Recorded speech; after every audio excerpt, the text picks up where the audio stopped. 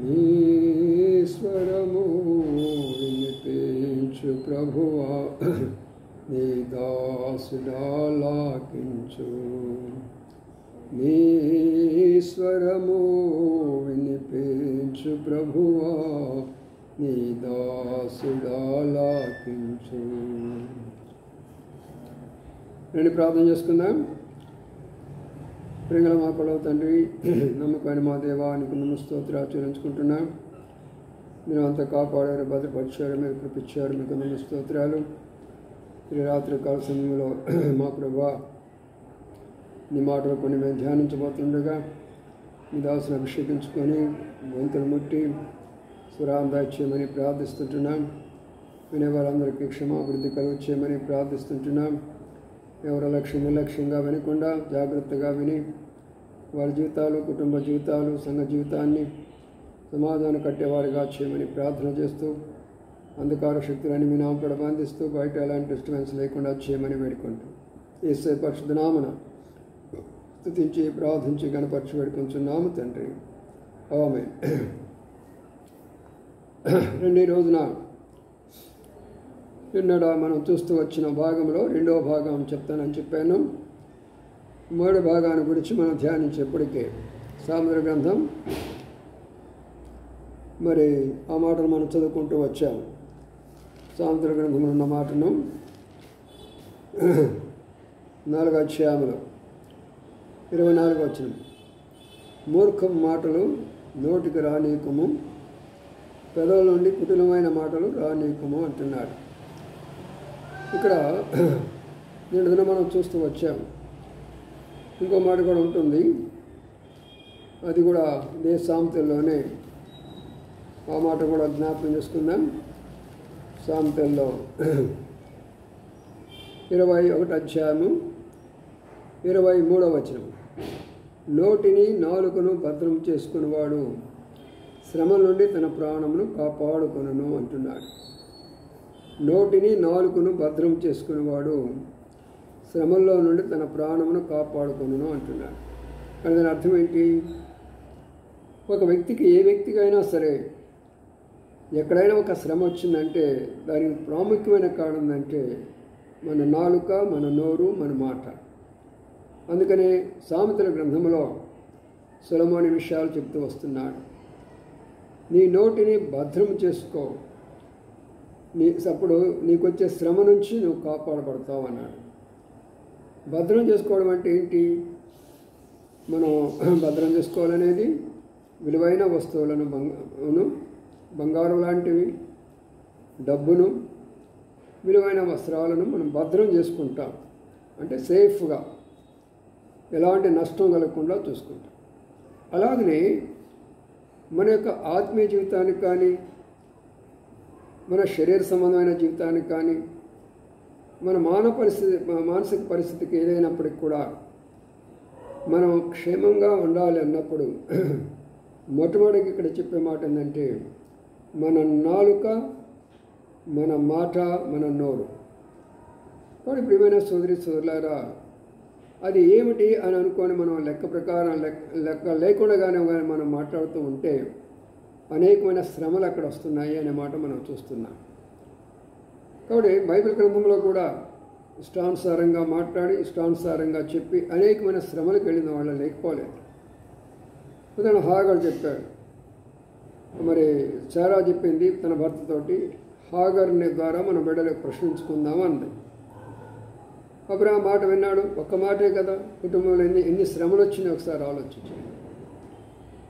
అలాగే మరి ఐగుప్తుకు వెళదాం అనుకున్నారు ఇశ్రాయేలీయులు. ఐగుప్తుకు వెళ్ళారు. ఎన్ని శ్రమలు వచ్చినాయి ఒకసారి ఆలోచించండి. నోటి మాట చిన్నదే కానీ పెద్దదే కానీ అది మనం కొన్ని శ్రమలను తీసుకొని వస్తుంది. అందుకని మనం చాలా జాగ్రత్తగా ఉండాలా. ఎవరైతే తమ నోటిని మరి అదుపులో ఉంచుకుంటారో, నాలుకను అదుపులో ఉంచుకుంటారో ఎలాంటి శ్రమలు వాళ్ళు గురిగారు. అది వ్యక్తిగతంగా అయినా, కుటుంబంగా అయినా, సంఘపరమైన, సమాజపరమైన, అది ఎలాంటిదైనా కూడా వారికి ఎలాంటి శ్రమలు ఉండవని ఇక్కడ భక్తుడైనటువంటి, జ్ఞాని అయినటువంటి సొలొమోను చెప్తూ వచ్చున్నాడు. కాబట్టి మనం కూడా జ్ఞాపకం చేసుకొని దేవుని నమ్ముకున్న బిడ్డలంగా మనకు వచ్చే అనేకమైన శ్రమ నుంచి మనం తప్పించుకోవాలన్నప్పుడు మన మాటను అర్థం చేసుకోవాలి. వాస్తవంగా చెప్పాలంటే జ్ఞానైనటువంటి వాడు చాలా తక్కువగా మాట్లాడతాడు, అజ్ఞానైనటువంటి వాడు చాలా ఎక్కువగా మాట్లాడతారు. కాబట్టి ఇక్కడ మనం చూసినటువంటి విషయానికి వస్తే బైబిల్ గ్రంథంలో ఎన్ని రకాలైనటువంటి యొక్క మాటలు ఉంటే ఈ మాట ఆయన చెప్తుంటున్నాడు. 24వ వచనం మనం ఏం చదువుతున్నామంటే మూర్ఖ మాటలు నోటికి రానీయకుము అంటాడు. మూర్ఖపు మాటలు అంటే ఏమిటి దాని అర్థం? మూర్ఖంగా ఉంటారు అంటే తను ఏమి మాట్లాడుతున్నాడో తనకి అర్థం కాదు. ఇది తన జీవితానికి ఎంత నష్టం కలుగ చేస్తుందో, ఇతరులకు ఎంత నష్టం కలుగ చేస్తుందో తనకు తెలియటం లేదు. అంత మాత్రమే కాకుండా మరొక మాట ఏంటంటే మీరు ఎన్ని చెప్పినా సరే నేను ఇది చేసి తీరుతాను అంటారు. దానిని మూర్ఖత్వము లేక పట్టుదల అంటారు. చాలామందివి మనం చేసేటటువంటి మన పొరపాటుల్లో మూర్ఖంగా ఉంటాం. కొన్ని విషయాల్లో పట్టుదల కలిగి ఉండాల్సిందే. ఏ విషయాల్లో పట్టుదల కలిగి ఉండాలో అది ఎప్పుడైతే మనకు మేలు జరుగుతుందో, ఇతరులకు మేలు కలుగుతున్నదో అలాంటి విషయాలన్నింటిలో మనం పట్టుదల కలిగి ఉండాల్సిందే. అయితే నష్టం వచ్చే సందర్భంలో కూడా మనం మూర్ఖంగా ఉండకూడదు. అందుకనే మూర్ఖము మాటలు నోటికి రానీకము అంటారు. నువ్వెన్నే చెప్పవయ్యా బోధ, ఎన్ని మాటలు చెప్పినా ఎన్నిసార్లు చెప్పినా నేను చేసేదే, నేను వెళ్ళేదే, నేను మాట్లాడేదే, నా ఇష్టం నాదే, మీరు ఎన్నన్నా చేసుకోండి, దానిని మూర్ఖత్వం అంటారు. రాబోయే అపాయాన్ని గురించి, రాబోయే కష్టాల గురించి, రాబోయే శ్రమను గురించి హెచ్చరిస్తూ ఉంటే జ్ఞానైన వాడు ఏం చేయాలంటే అవును కదా ఇలాంటి పరిస్థితిని ఎందుకు వెళ్ళాలి అని ఆలోచన చేసుకొని దాన్ని తప్పించుకోవాలి, ఆ శ్రమ నుంచి తప్పించుకోవాలి, నోటిని భద్రం చేసుకోవాలి. కానీ వీళ్ళు ఎలాంటి వాళ్ళంటే మూర్ఖంగా ఉంటారు. నువ్వేమైనా చెప్పినా సరే నా మాట ఇలాగనే ఉంటుంది, నా మాట కఠినంగానే ఉంటుంది, నా మాట బాధపరిచేదిగానే ఉంటుంది, నా మాట ఇబ్బంది కలిగించేదిగానే ఉంటుంది, అయినా నేను మారు. దానిని మూర్ఖ మాటలు అంటారు. రెండవదిగా కుటిలమైన మాటలు అంటారు. కుటిలం అంటే ఏంటి? మోసత్వమైనటువంటి మాటలు, లోన ఏదో కుళ్ళుకోవడం, లోన ఏదో పెట్టుకోవడము, ఇతరులకు హాని కలిగించడము, ఇతరులను పైకి రానియకుండా చేసే మాటలు, ఇతరులను ఉన్నత స్థానానికి ఎదగకుండా ఉండేటువంటి మాటలు, లోన ఒకటి పెట్టుకొని బయట కూడా పెడుతూ ఉంటారు. బయట ఏమంటారు? ప్రజలడన్నా, ప్రజలడక్క బాగున్నారు కదా, మీరు బాగా సేవ చేస్తున్నారన్న, చాలా సంతోషం అన్న. లోన ఏమనుకుంటారు? వీళ్ళనా కనుక రోజు వస్తుంది, వాళ్ళ సంగతి తెలుస్తుంది. ఒకనొక రోజు వస్తుంది, వాళ్ళేమన్నా దేవుడు విడిచిపెట్టడం వాళ్ళని లోన ఒకటి పెడతా ఉంటారు. అది కుటిలత్వము అంటారు. అంతటితో ఊరుకోరు, వేరే వాళ్ళ పక్కన వాళ్ళు కూడా పోయి చెప్తా ఉంటారు. ఇక్కడేమో ఒకరితో మంచిగా ఉంటాడు, ప్రక్కన వాళ్ళు ఎగదోస్తూ ఉంటారు ఆ మాటల ద్వారా. వాటిని కుటిలత్వ మాటలు అంటారు. ప్రక్కన వాళ్ళ దగ్గరికి పోయి నీకు తెలుసా ఆ బ్రదర్ సంగతి, నీకు తెలుసా సిస్టర్ సంగతి, నీకు తెలుసా పలానోళ్ళ సంగతి, నీకు తెలుసా పలానోళ్ళ సంగతి. వాళ్ళు అలాగుంటారు, ఇలాగా ఉంటారు, పైకి అలాగుంటారు, లోన ఇలాగుంటారు. ఇలాంటి యొక్క మాటలు చెప్పి వాళ్ళ విశ్వాసమైన దెబ్బతింటూ ఉంటారు. దీనిని కుటిలమైనటువంటి మాటలు అంటారు. అందుకని నీ నోటిని, నీ నాలుకను భద్రం చేసుకోమని సొలొమోను చెప్పినటువంటి దేశం అది. తర్వాత ఇక మన నోట్లోంచి ఎన్ని రకాలైనటువంటి మాటలు వస్తున్నాయో చాలా ఉంటాయి, కానీ కొన్ని చూద్దాం రండి.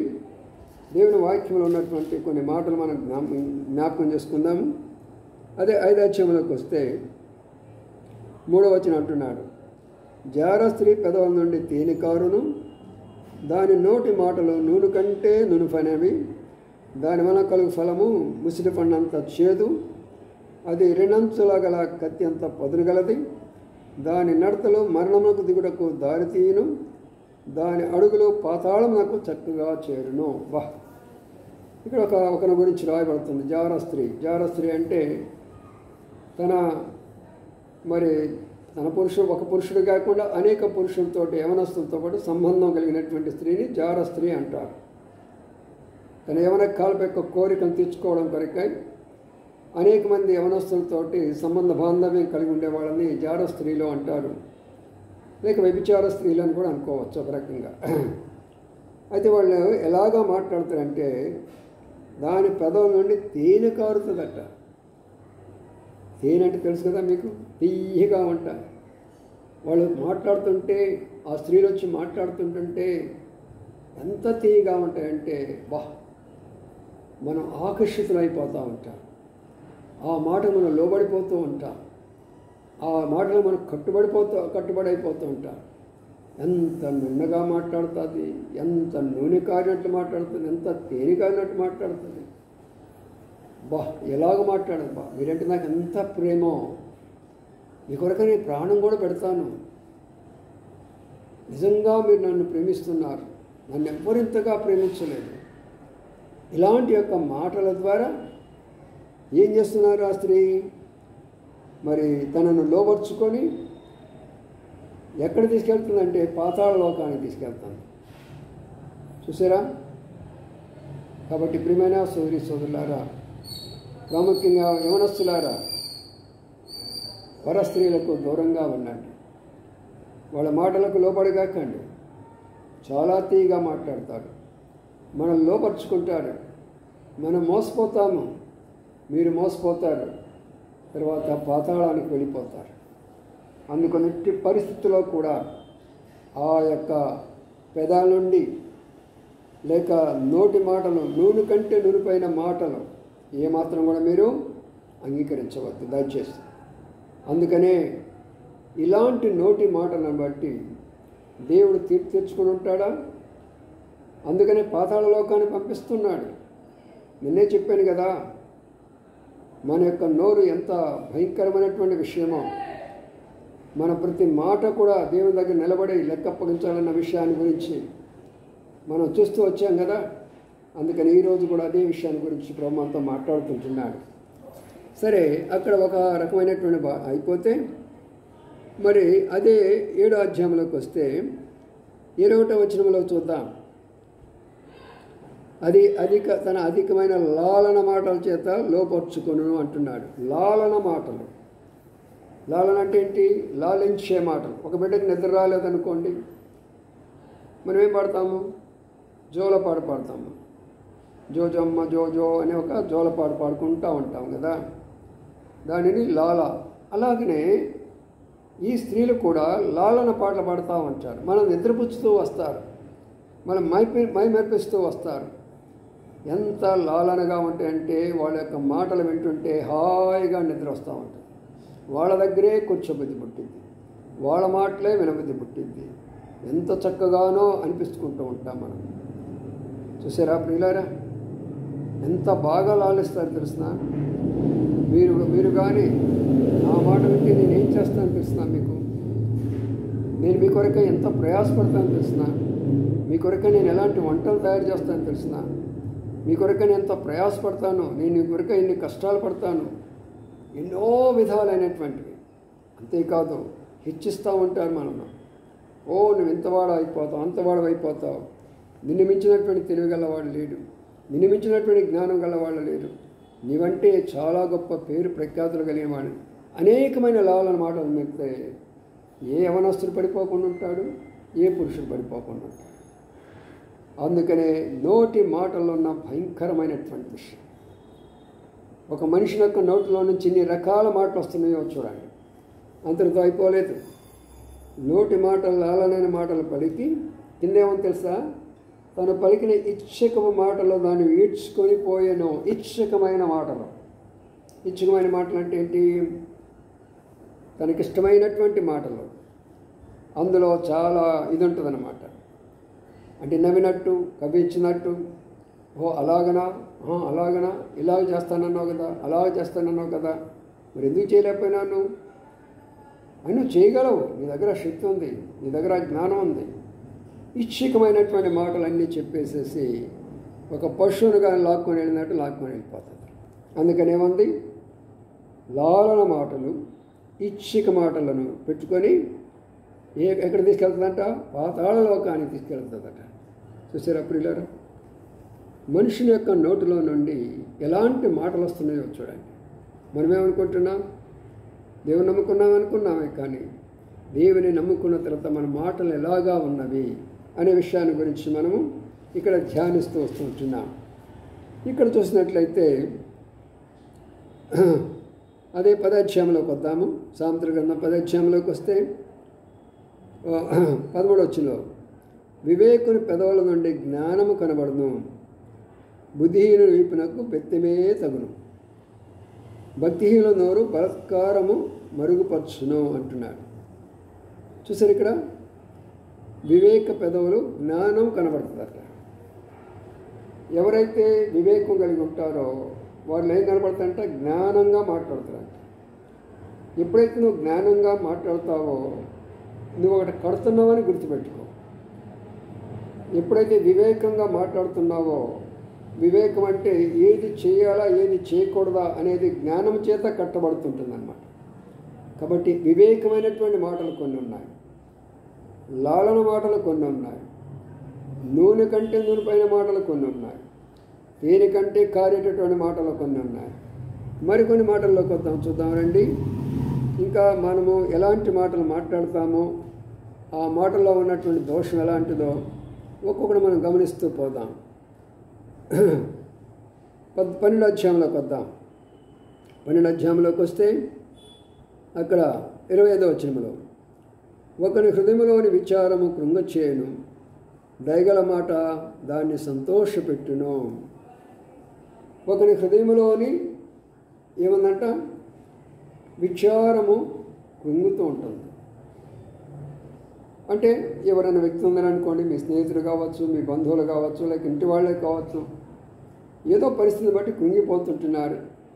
చదువును బట్టో, ఉద్యోగాన్ని బట్టో, ఆర్థిక పరిస్థితిని బట్టో, శరీర అనారోగ్య పరిస్థితిని బట్టో కృంగిపోతూ ఉంటున్నారు అనుకోండి. అప్పుడు మనం ఏం చేయాలా?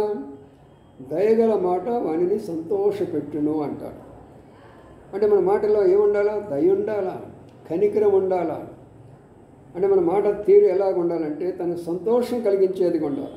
ఉదాహరణ చెప్తున్నాను, హాస్పిటల్లో ఎవరు అడ్మిట్ అయిపోయినారు, తన ఆరోగ్యాన్ని గురించి కృంగిపోతున్నాడు అనుకోండి.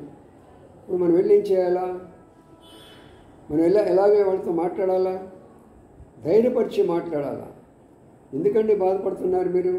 మేము ఉన్నాం కదా మీ కొరకై ప్రార్థన చేసేదానికి, మేము ఉన్నాం కదా ఏదైనా ఆర్థిక సహాయం కావాలన్నా కూడా మీకు సహాయం చేసేదాని కొరకై.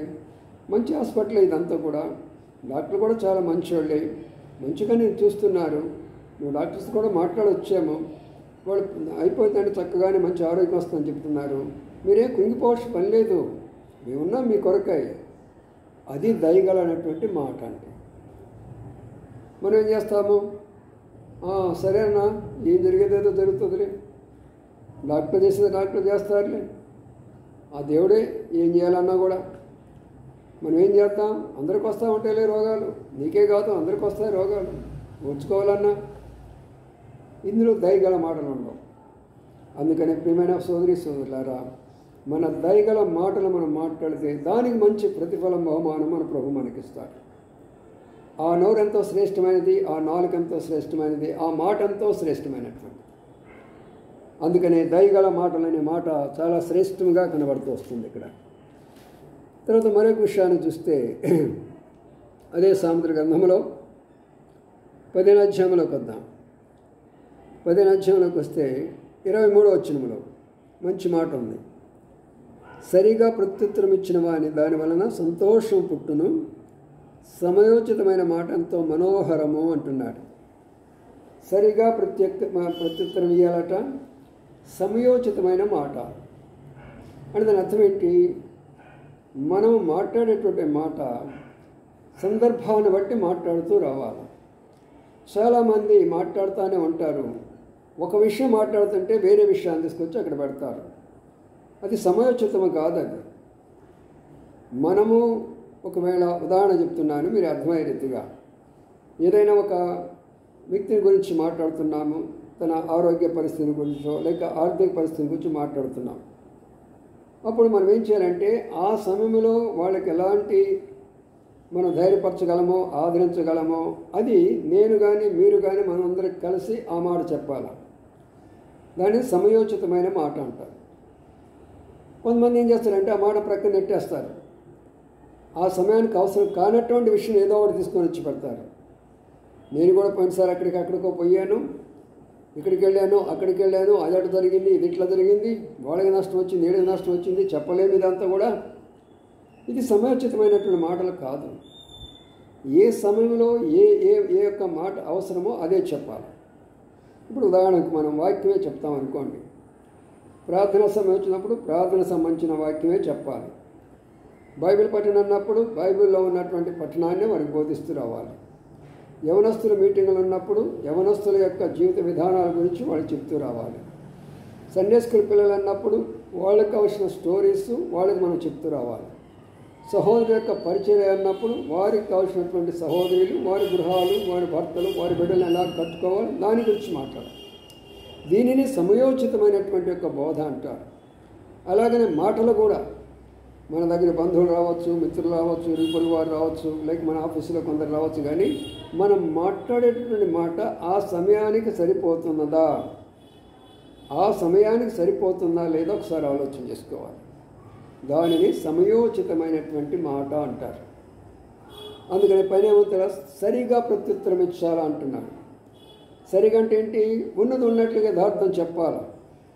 దాన్ని సరిగా చెప్పారు అంటారు. అంటే ఒక విషయాన్ని గురించి మనం చెప్తున్నాం అనుకోండి, చాలామంది డొంకతిరుడుగా మాట్లాడుతూ ఉంటారు.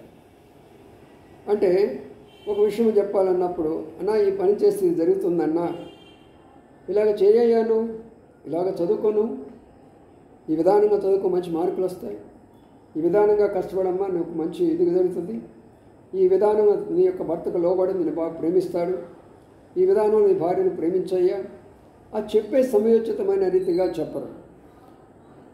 అది సమయోచితంగా చెప్పాలా, సరిగా ప్రత్యుత్తరము ఉండాలి అక్కడ. అందుకనే ఆ మాటల గురించి చాలా స్పష్టంగా రాస్తూ వచ్చారు. కాబట్టి నా ప్రియమైన సోదరి సోదరులారా, మన మాటలు చాలా జాగ్రత్తగా ఉండాలనే విషయాన్ని మనం జాగ్రత్తగా ఉండాలి. మరొక మాట ఇక్కడ మనం చూసుకుంటే చూద్దాం రండి. 18వ అధ్యాయంలోకి వద్దాం. 6వ వచనంలో ఒక మాట అంటున్నాడు, బుద్ధిహీనుని పెదవులు కలహమునకు సిద్ధముగా ఉన్నవి, దెబ్బలు కావాలని వాడు కేకలు వేయును అంటాడు. చాలామంది చిన్నదానికి పెద్దదానికి కేకలేస్తూ ఉంటారు. ఇళ్లలో కేకలేసుకుంటారు, బయట కేకలేసుకుంటారు, ఇలా ఆఫీసులో కేకలేసుకుంటారు. ఏది అవసరం ఉన్నదా, ఏది అవసరం లేదా, ఎప్పుడు కేకలేసుకోవాలి, ఎప్పుడు కేకలు లేకుండా ఉండాలనేటటువంటిది లేదా, దాని బుద్ధిహీనత అంటారు. దాని గురించి చెప్తే ఏమన్నాడంటే కలహమునకు సిద్ధముగా ఉంటుంది. అంటే మన దాని అర్థం ఏంటి? అనవసరమైనటువంటి కేకలు వేసుకుంటే అక్కడ కలహాలు వస్తాయి, తగాదులు వస్తాయి, కొట్లాట్లు వస్తాయి. చూసారా? అందుకనే మనం మాట్లాడే తీరు ఎలాగా ఉండాలంటే కలహానికి ఉండేటటువంటి విషయం కాదు. ఎలాగ మాట్లాడాలా? అవునయ్యా, మన మధ్యలో జరిగిపోయిన విషయాలు ఏదో జరిగిపోయిందిలే, మర్చిపోదాం ఆ విషయాలన్నీ కూడా. నీ చేతనంతవరకు నువ్వు చేస్తురా, నా చేతనంతవరకు నేను చేస్తాను. ఇద్దరు సహకరించి వెడుతూ ఉందాము. మన సేవలోనైనా కుటుంబంలోనైనా, కుటుంబంలో కూడా అవునమ్మా, అవునయ్యా, ఏదో జరుగుతూనే ఉంటాయి కుటుంబంలో. మనము అవన్నీ పెట్టుకుంటే ఎట్లా? మన బిడ్డల యొక్క భవిష్యత్తు మనం చూసుకోవాలి కదా. కాబట్టి అలాంటి యొక్క మాటలు ఉంటే అక్కడ కలహాలు రావు, కొట్లాట రావు, తగాదాలు రావు. అలా లేకుండా కేకలేసుకుంటూ ఉంటారు. చిన్నదానికి పెద్దానికి సంఘాల్లో కేకలేస్తూనే ఉంటారు, ఇళ్లల్లో కేకలేస్తూనే ఉంటారు, ఆఫీసులో కేకలేస్తూనే ఉంటారు. అందుకని నా ప్రియమైన సోదరి సోదరులారా, నోటి మాటల గురించి ఎందుకు చెప్పినాడు సొలొమోను? మరో మాట చూసుకుందాం. ఇక్కడ కానీ గమనించినట్లయితే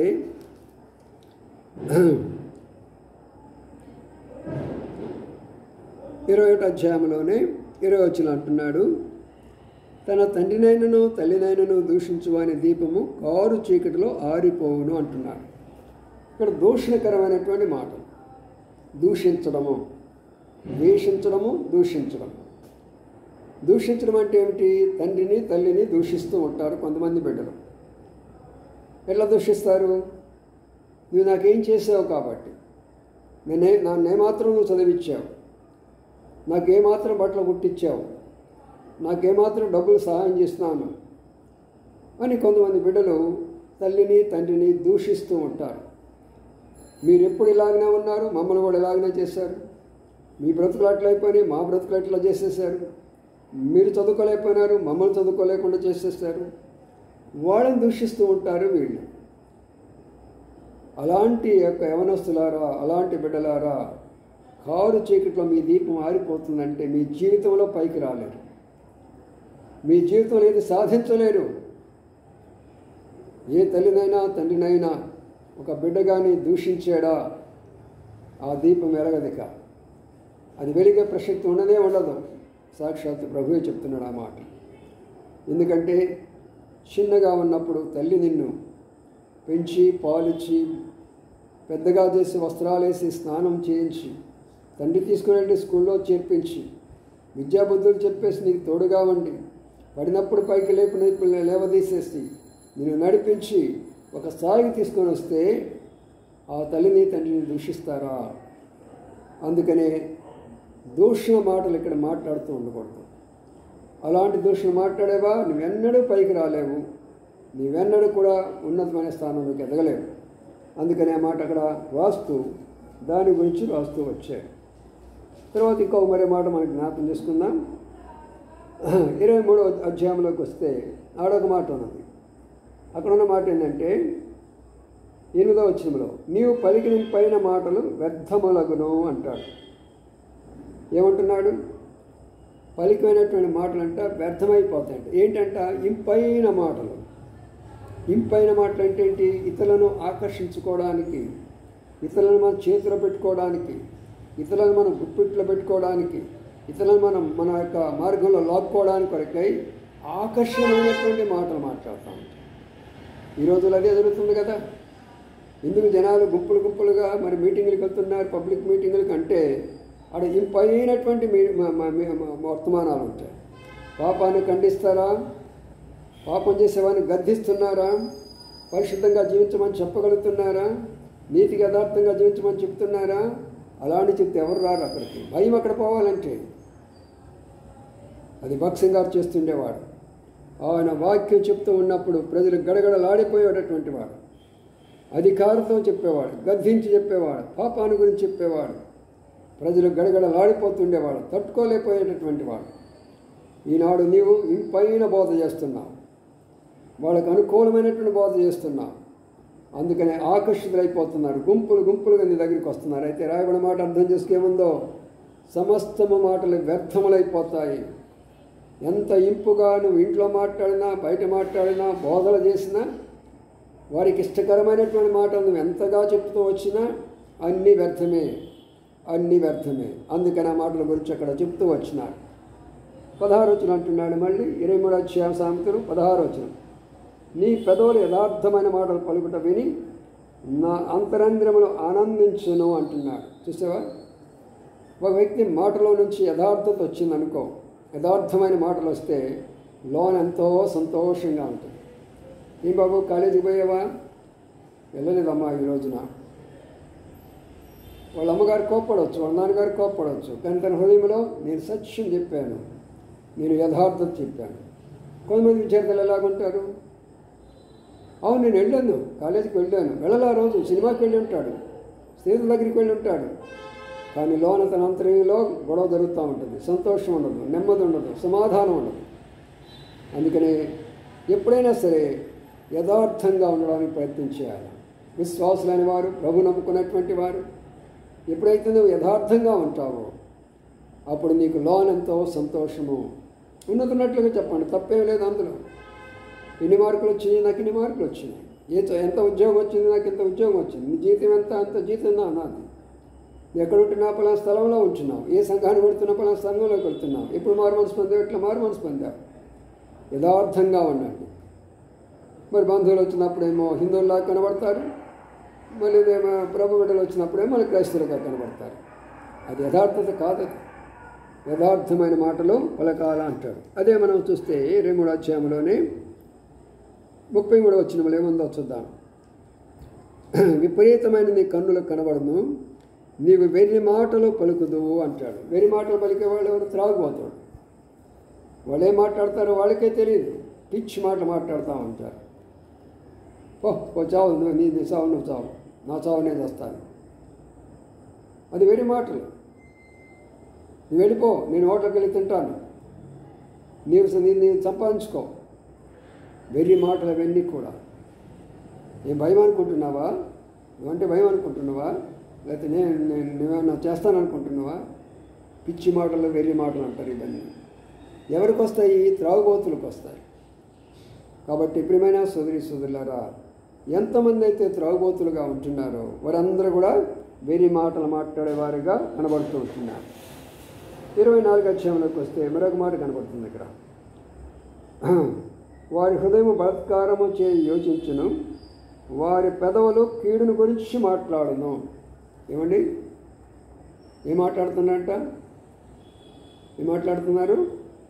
కీడుని గురించి మాట్లాడతారంట. వీళ్ళెప్పుడు కూడా ఒకరికి కీడు, వాళ్ళ పైకి రాకూడదు, వాళ్ళ అబ్బాయి పైకి రాకూడదు, వాళ్ళ అమ్మాయి పైకి రాకూడదు, వాళ్ళ మంచి స్థాయిలోకి ఉండకూడదు, మేమే ఉండాలా, వాళ్ళకి ఏదైనా మనం కీడు కల్పిస్తాం, ఏం చేస్తే వాళ్ళు ఎట్లా అయిపోతారు, ఏం చేస్తే వాళ్ళు అట్లా అయిపోతారు. ఇదంతా కూడా ఇతరులకు మేలు చేయకుండా కీడు చేసినటువంటి మాటలు. ఇలాంటి యొక్క మాటలు కానీ మనం అన్నామంటే నరకము తప్పదే, పాతాళం తప్పదు, అగ్నిగుండం కూడా తప్పదు. నీ నోటి మాట వలననే నీకు తీర్పు దొరుకుతుందని మనం చూసాం కదా. మానవుడు పలికే ప్రతి వ్యర్థమైన మాటలను ఏమంటే చెప్పండి, ఒక రోజున దేవునికి లెక్క మనం అప్పగించాలి. ఇప్పుడు ఎన్ని రకాల మాటలు చూస్తూ వచ్చాము. ఇంకో మాట అక్కడ కనబడుతుంది చూడండి. ఆ మాట మనం చూస్తే ఆయనే మాట్లాడుతున్నాడంటే, విస్తారమైన మాటల్లో దోషం ఉండక మానదు అంటాడు. విస్తారంగా మాట్లాడతారు. మాట్లాడాల్సినంతవరకు మాట్లాడాలి, అంతవరకు మాట్లాడాలి. ఫోన్ తీసుకున్నాం అనుకోండి, ఒక 2 నిమిషాలు, ఒక 5 నిమిషాలు మాట్లాడుకొని పెట్టుకోవాలి. అరగంట ఫోన్లో మాట్లాడే విషయం ఉందా? ఒక గంట సేపు ఫోన్లో మాట్లాడుకోవాలా? అలాంటప్పుడు దగ్గరికి వచ్చి ఒక దగ్గరికి వచ్చి ఒకరు మాట్లాడుకోవడం మంచిది కదా. విస్తారమైన మాటలు మాట్లాడుకుంటూ ఉంటారు, ఎక్కువగా స్త్రీలైన వారు. ఇంకా మా భర్తలు ఆఫీస్కి వెళ్ళిపోతారు, పక్కింటి ఆమె దగ్గరికి పోయి కూర్చుంటారు, ఇక మాట్లాడతారు. ఏం కూర వండావు, ఏం చేసావు, ఉదయం ఏం చేసావు, నిన్నేం చేసావు, మొన్న ఏం చేసావు, ఎవరు వచ్చారు, మీ నాన్నగారు ఏమన్నాడు, మీ అమ్మగారు ఏమన్నారు, మీకు ఎంత ఆస్తి ఉన్నది, ఎంత సంపాదన, ఎందుకు ఇవన్నీ కూడా విస్తారమైనటువంటి మాటలు, ఉపయోగం లేనటువంటి మాటలు, అందులో దోషం ఉంటుంది. కాబట్టి నా ప్రియమైన సోదరులారా, ఈ మాట వింటున్నా మనం అందరము కూడా, ప్రభువా ఈ మాటలన్నిటికీ నేను నీ దగ్గర నిలబడి మరి నేనేం చేయాలా, మరి నీకు నేను లెక్క అప్పగించాలి కదా. కాబట్టి అయ్యా నన్ను కాపాడి భద్రపరిచి వీటిని నేను మాట్లాడకుండా సహాయం చేయమని మనం ప్రార్థించాలి. మరొక మాటను జ్ఞాపకం చేసుకుందాం. ముగింపులో ఇక్కడ ఒక మాటను కనపడుతూ వస్తుంది. ముగింపులోకి వచ్చినట్లయితే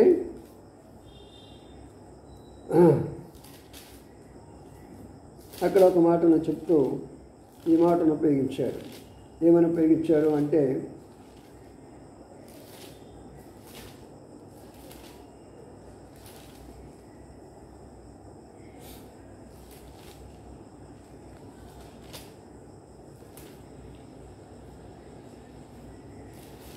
ఆ మాటల గురించి చెప్తూ ఆయన ఉపయోగించినట్టు మాట ఏంటంటే, గర్వపు మాటలు మీ నోటికి రానీకుడి అనే మాట ఉంది అక్కడ. గర్వపు మాటలు నీ నోటికి రానీయకూడదు అనే మాట మనం చూస్తాము. అంటే దాని అర్థం ఏంటంటే, కొంతమంది గర్విస్తారు. ఎంత గర్వంగా ఉంటారంటే వాళ్ళు మరి నన్ను మించిన వాళ్ళు ఎవరు లేరంటారు. చదువైనా, ఉద్యోగమైనా, ఆస్తుల్లోనైనా, ధనములోనైనా, జ్ఞానంలోనైనా, ఆఖరికి ఆత్మీయతలో కూడా, ఆత్మీయ విషయాల్లో కూడా గర్వంగానే ఉంటారు. గర్విష్ఠులందరూ యెహోవాకు హేయులని ఉంది, గర్విష్ఠులందరూ ఆయన త్రోసివేస్తారని ఉంది. కాబట్టి ఇక మీదట మీ నోటి మాట, గర్వం మాటలు మీ నోటికి రానీకుడి అంటారు. కాబట్టి ప్రియమైనటువంటి సోదరులారా, మనము గర్వపు మాటలు ఇంకా మాట్లాడేవాళ్ళు ఎవరైనా ఉంటే దయచేసి మీరు మాటలు మానేసేయండి. దేనిని బట్టి గర్వించవద్దు. ప్రభువే నీకు ఇచ్చినటువంటి జ్ఞానం కానీ, ప్రభువే నీకు ఇచ్చినటువంటి తెలివితేటలు కానీ, లేక ఆయన నీకు ఇచ్చినటువంటి సమస్తమైనది కూడా ఆయన ద్వారా వచ్చింది. కాబట్టి మరి నువ్వేమి కూడా దాని గురించి గర్వంగా మనం మాట్లాడడానికి అవకాశము ఉండకూడదు. అందుకని ఆ మాటలు మరి మనము జ్ఞాపకం చేసుకుంటూ ఉండాలి.